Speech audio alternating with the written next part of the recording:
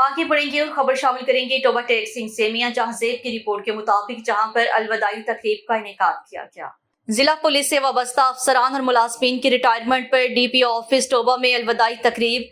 जिला पुलिस से वाबस्ता 3 पुलिस अफसरान और मुलाजमीन की महकमा पुलिस से रिटायर्ड होने पर डीपीओ ऑफिस टोबा में अलविदाई तकरीब का इनेकाद किया गया।